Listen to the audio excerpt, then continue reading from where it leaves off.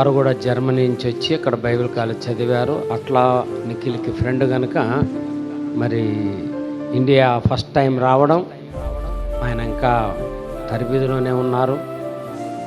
రాబో కాలంలో దేవుని చిత్తమై దేవుడు అనుమతిస్తే మంచి ప్రసంగికుడుగా వస్తాడు కనుక మరి ఆయన ఒక 10-15 నిమిషాలే మాట్లాడతాడు. మరి తన గురించి అంత తెలియదు. మరి నిఖిల్ తనను పరిచయం చేసి తను ఎవరు ఏంటిది పరిచయం చేస్తారు. దాని తర్వాత వారికి సమయాన్ని అప్పగిద్దాం. ఆయన ముగించిన తర్వాత సండే స్కూల్ పిల్లలందరూ వెళ్తారు. వారితో పాటు ఆయన కూడా సండే స్కూల్కి వెళ్ళి సండే స్కూల్లో వారు కొంతసేపు గడుపుతారు. మళ్ళా ప్రసంగికుడుగా నేనే వస్తాను. హల్లెలూయా.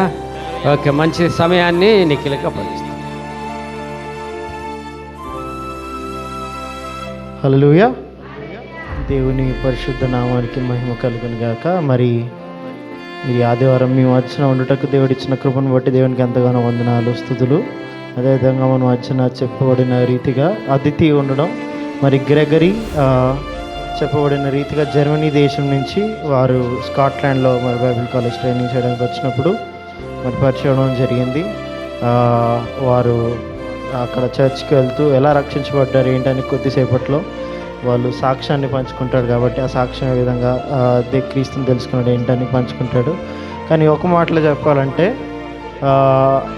మనస్సు అంటే దేవుణ్ణి ప్రేమించే వ్యక్తి, అదేవిధంగా దేవుని మనుషులను దేవుని యొక్క ఎవరైతే దేవుని ప్రేమిస్తారో వాళ్ళని ప్రేమించే వ్యక్తి. కాబట్టి దేవుడు అటువంటి మంచి మనస్సును అటువంటి ఎవరు అంత సులభంగా రారు.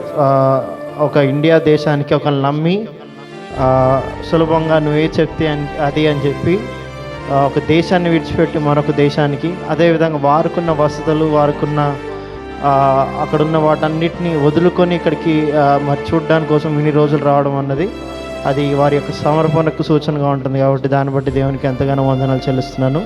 మరి సమయం Thank you much for having me.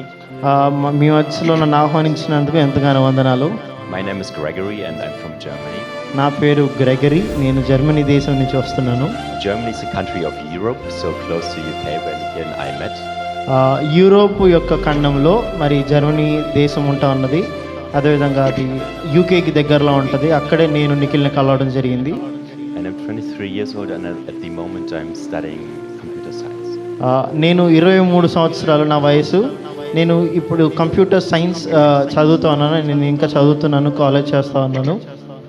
So today I will give you testimony about how I found my way back to Jesus. ఈరోజు నా సాక్ష్యము నేను ఏ విధంగా యేసుక్రీస్తు ప్రభువుని తెలుసుకున్నాను అన్న దాని మీద నేను పంచుకోవాలని కోరుతూ ఉన్నాను. So let me start with my childhood. నా చిన్నతనం గురించి చెప్పాలనంటే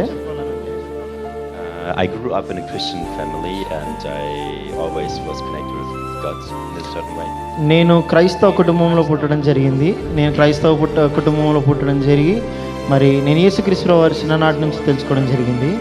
But as a child I never really had like a real proper relationship with Jesus. కానీ నాకు అంతగా వ్యక్తిగత సంబంధం దేవుడితో ఉండేది కాదు. So that was the beginning of how I met Jesus.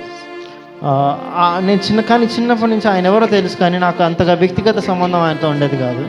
And after the divorce of my parents and when I moved to my dad away from my mom and my siblings. మరి ఏ సందర్భంలో అయితే మా తల్లిగారు మా నాన్నగారు వారు divorce తీసుకొని వారు విడిపోయారు, ఆ సమయంలో నేను మా అన్నతమ్ములను విడిచి కూడా నేను తిరిగి మళ్ళా మా నాన్నగారి దగ్గర ఉండాల్సి వచ్చింది. I never went to his church service or visited church or like prayed to Jesus for over 10 years.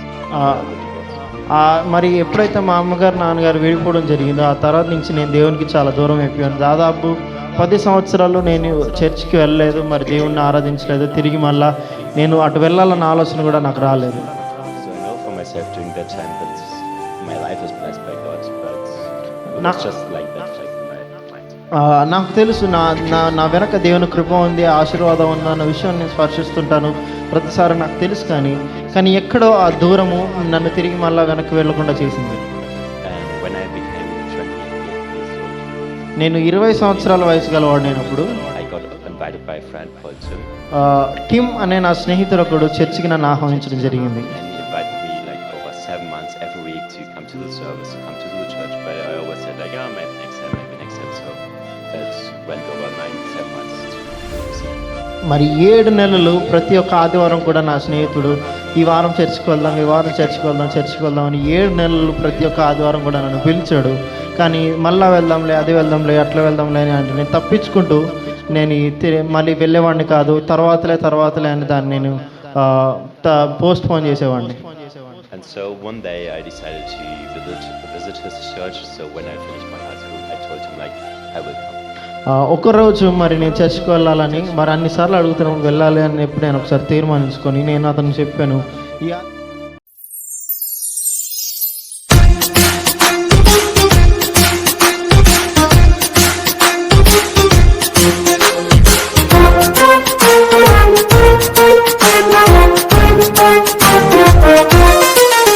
నా చిన్ని చేతులు యేసయ్య